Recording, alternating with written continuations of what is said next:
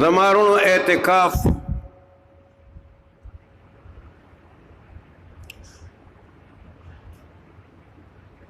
پاغ جماعت کے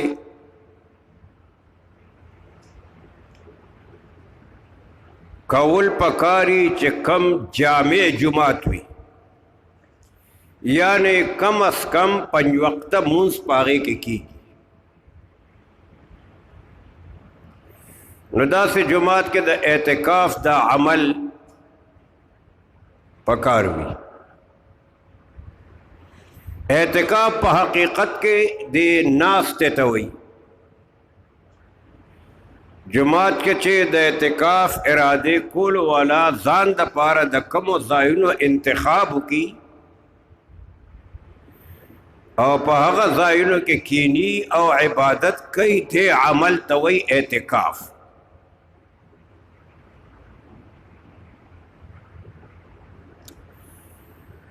اعتکاف درې قسمه دی یو اعتکاف داسې دی چې هغه واجب دی یو اعتکاف داسې دی چې هغه سنت دی او دریم قسم اعتکاف هغه دی چې هغه نفل دی واجب اعتکاف دیتا ہوئی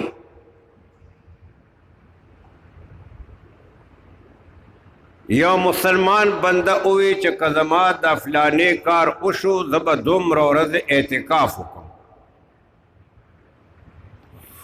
کار یہ اشو بیا بدے اغم رورز اعتکاف کئی دا اعتکاف کول واجب دی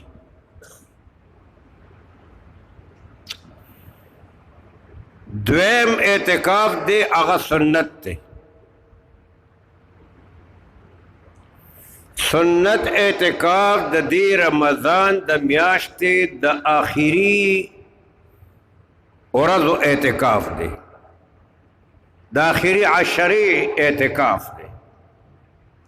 دا سنت دے جناب رسول اللہ صلی اللہ علیہ وسلم پخپل جن مبارک کے دا اعتکاف معمول گرزولے ہو دا اعتکاف حضور علیہ السلام کو نو دا سنت اعتکاف دے نفل اعتکاف دا سے دی چھ اغی دا پارا دا وقت تعین نشتا دا ورد تعین نشتا دا میاشت تعین نشتا کل بندہ تا موقع ملاویگی او دے جماعت ترازی او دے نیت دا اعتکاف اکی چیزب دے جماعت کے دو مروخ دا اعتکاف پا شکل کے تیرو ما نو دیتا وہی نفل اعتکاف واجب اعتکاف کا چاپرے خود گناہگار دے سنت اعتکاف کا چا پریخودو دا پیغمبر پا طریقے عمل او نکللو گناہگار دے نفل اعتکاف کا چا اکڑو ثواب دے کچا او نکلو عذاب نشتا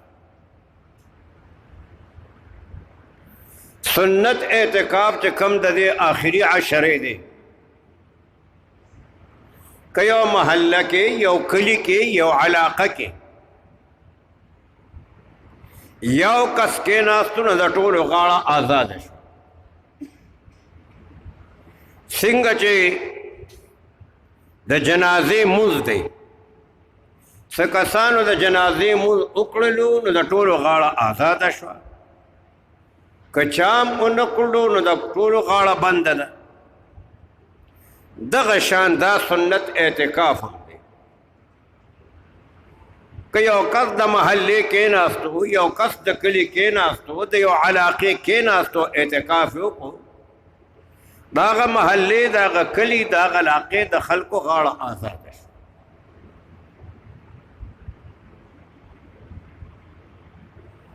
زمارنو دا اعتکاف دا دے عمل دا فیدہ دا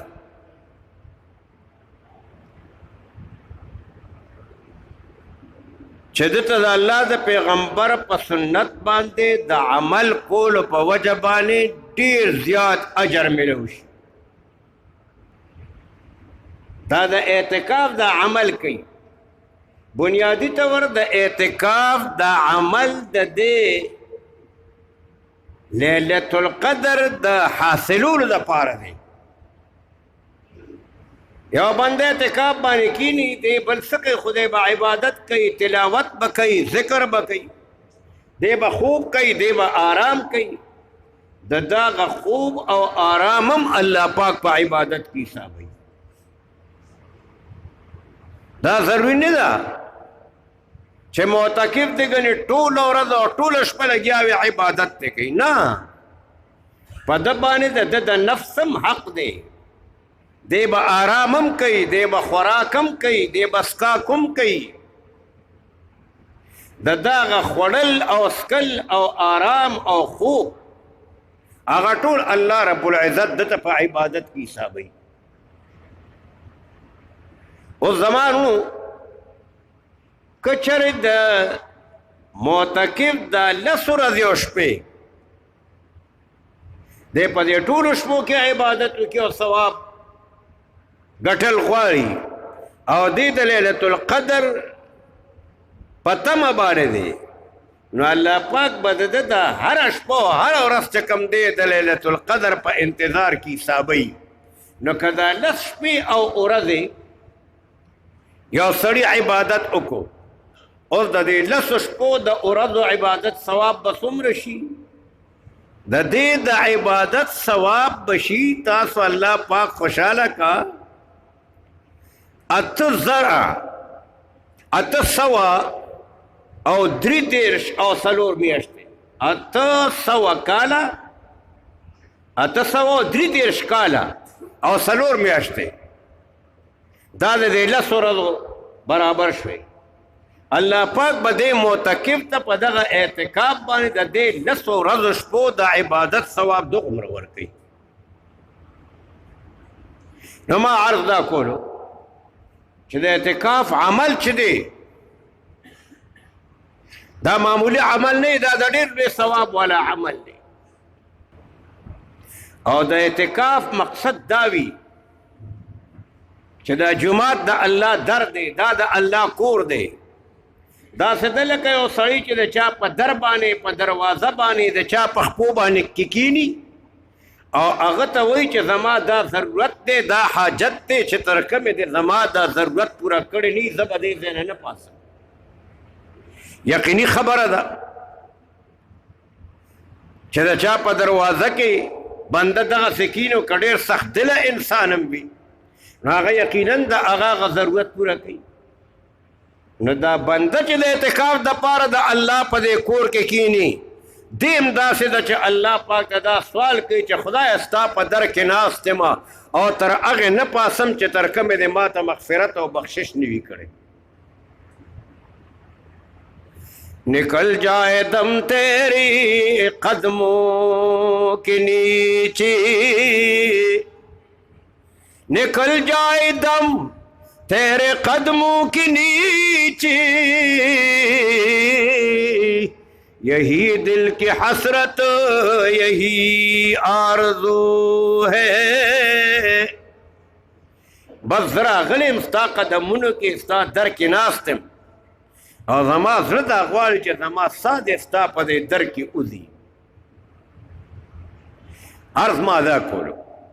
چې د عبادت د اعتکاف د عبادت ثواب چې دی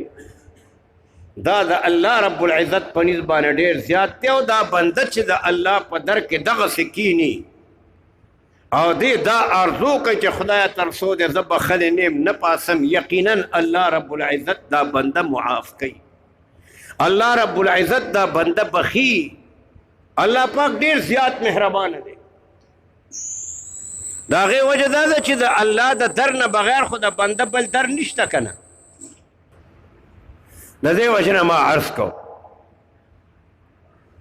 چې معتکف چې د اعتکاف په نیت باندې کینی دا په دې نیت کینی چې دا د الله در دی، د الله د در نه بغیر بل در نشته چې هلته لاړ شم او کینم او د خپل ګناه معافي غواړم د خپل ګناه د معافی دپاره سوال وکم الله پاک ته د دې در نه بغیر بل در نشته چې دغه نیت سره معتکف په در د الله کې کینی الله رب العزت ډیر کریم ذات دی هغه ورته بخښنه کوي د دې وجه نه الله جل جلاله فرمایي انا انزلناه فی لیلة القدر یقینا قرآن پاک ما د قدر په شپه کې دا نازل کړی دی د قدر ډېرې معنی دي ثمارونه یو معنی د عظمت او عزت او یو د قدر معنی د تنګوالی د جناب یونس علیه السلام واقعه کې لن نقدر علی لفظ راغلی دی هغه قدر معنی ام تنګوالی دی چې یونس علیه السلام دا خیال وکړو چې ما سره به الله پاک د دې ښار نه د وتو په وجه باندې تنګیو نه کي ما به پریشان نه کي ما به تنګ نه کي ما به خفه نه کي نو یو معنا د قدر تنګوالی دی نو دا د قدر د معنا په اعتبار باندې دومره زیاتې فرشتې په دغه شپه باندې ځمکې ته راکوزېږي د الله رب العزت سره د جبریل امینه چې دا ځمکه د هغې په وجه باندې تنګه شي او د قدم د ایښودو ځای نه وي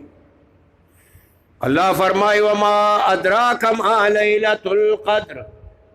دا د بندگانو د شوق د پیدا کولو لپاره چې د قدر د شپې سره شوق پیدا شي محبت پیدا شي چې دا راته الله پاک نصیب وګرځي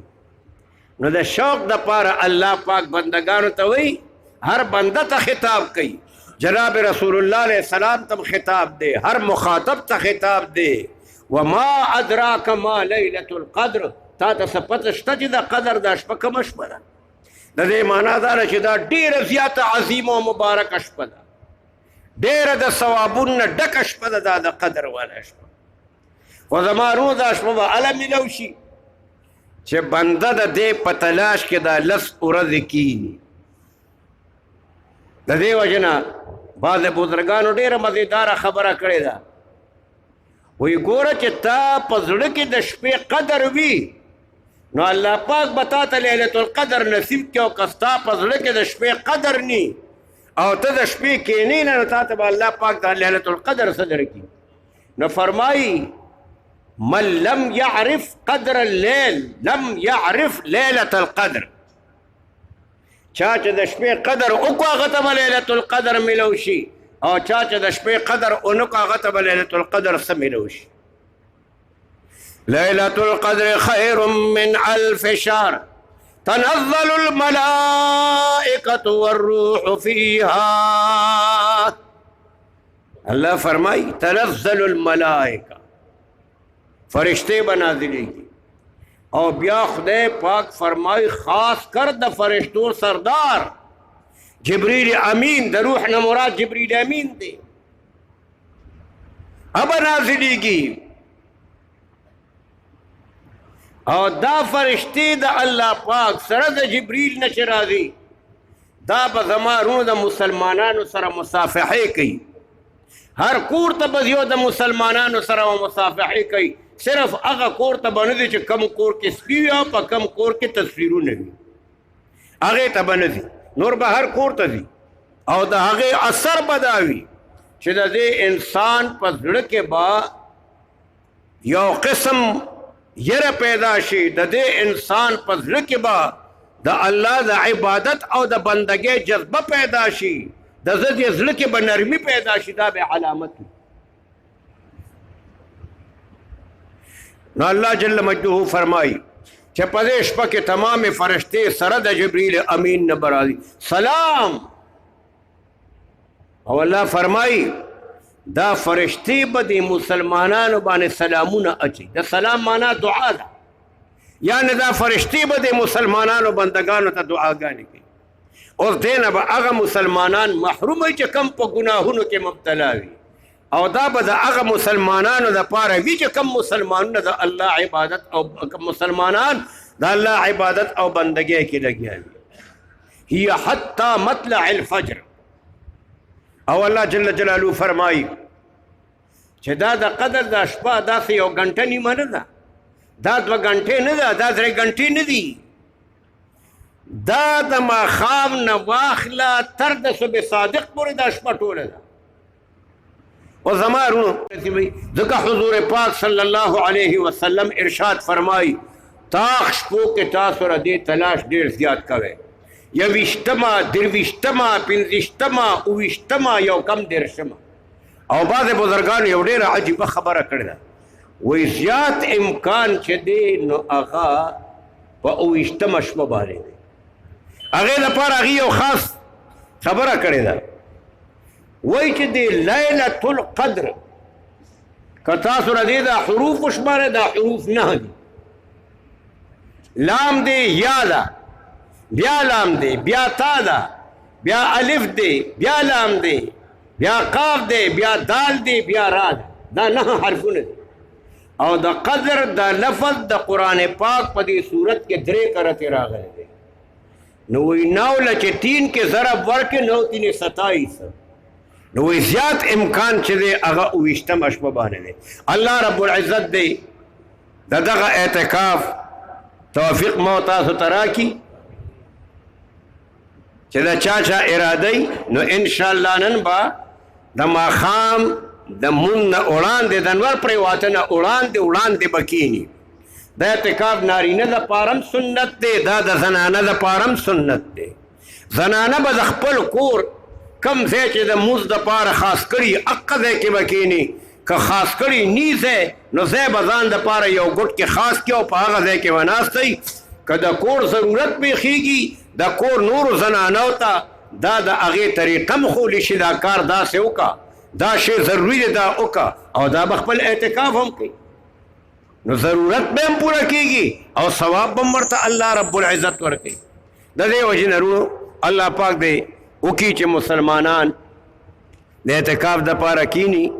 او د نورو مسلمانانو غاړه آزاد شي. الحمدلله زمونږ د جومات کې خو عام طور باندې کم از کم 20 کسان، کله 21 کسان، کله 22، کله ډېر شي کله کم شي. او انشاءالله العزیز کمیږي به نه. خاص کار دا نوجوانان دا چې کښېني اعتکاف دپاره دا خو به ډېر خوند کوي. د بوډا خاص هم بل کار نشته، خو دې راشي کښېني کور کې څه کوي چې ناست دی، خو جومات کې د کښېني د اعتکاف ثواب به ورته الله پاک ورکړي. او نوجوانان چې کښېني نو دا بیا ډېره د ثواب خبره ده. در جوانی توبه کردن شیوه پیغمبری، وقت پیری گرگ ظالم میں شوت پرہیزگار. واخر دعوانا ان الحمد للہ رب العالمین.